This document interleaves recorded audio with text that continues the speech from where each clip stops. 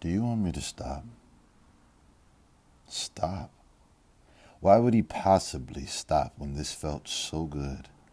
Somewhere, buried deep in the back of her mind, Sage knew she could indeed call a halt. She just didn't know why.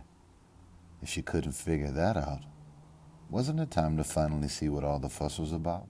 As a doctor, she knew how the body worked, knew it was chemicals and hormones. But as a woman, she had no clue what she was experiencing.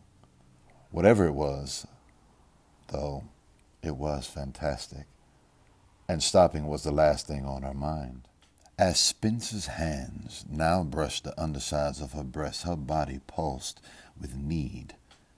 When he shifted her, lining up her body in the most perfect way with the pulsing jets, she felt the heat building inside, felt something that she never felt before. More, she groaned, wanting to feel his hands come over the mounds of her breast to caress her nipples. More, he agreed, and then he cupped her, his fingers squeezing her aching peaks through her bra, and a guttural cry of need escaped her throat as she leaned back, her head resting on his chest while he continued his exquisite ministrations.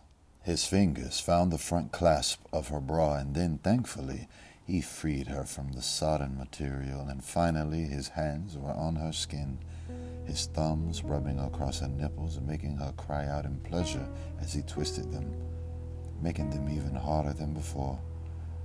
Spence's hands began moving all over her body, caressing her sides and her breast again, and then lowering, tracing the curve of her hip proceeding to the inside of her legs. He spread her thighs and centered her core on one of the jets, making her writhe in front of him. "Spence," she cried weakly, unsure of what she was feeling. "Enjoy it," he whispered, before his lips traced her ear. Sliding down to her hips, he grabbed her panties and drew them off, leaving her naked for his pleasure. She was burning up both from the water and from the inferno he was building inside of her, and still, it wasn't enough. He let go of her long enough to discard his shorts, and then she was being lifted to the side of the hot tub. He spread her legs wide so he could see all of her secrets.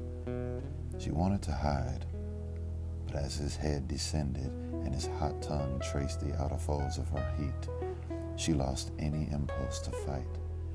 The cold air on her wet skin made her nipples tighten painfully, while the hot water and steam from the tub rose up to fight the chill. He kissed her heat, letting his tongue swirl around her most sensitive area, and then suddenly, she was flying, her body releasing an explosion of pleasure so great she almost lost her consciousness under the barrage of fireworks in her eyes. As the last of her tremors subsided, she felt herself being pulled back into the water, the gentle heat warming her cooled limbs as Spence pulled her on top of him, her thighs spread over his erection pressing against her core, begging for entrance. She needed to tell him. He should know, but she couldn't say the words. In a blissful euphoria, she waited as he began to press forward, his erection stretching the opening of her heat. "Spence," she sighed as his mouth caressed her neck. All of the sensations he was giving her were overwhelming in the most wonderful of ways. "Oh, Sage, I can't hold back anymore," he cried. He gripped her hips and pulled her down hard on his solid shaft. Pleasure evaporated. A sharp pain ripped through her and her eyes shot open, her body tensing. Everything seemed to go quiet as Spence froze, with their bodies still locked together. He pulled back just a bit and looked into her eyes.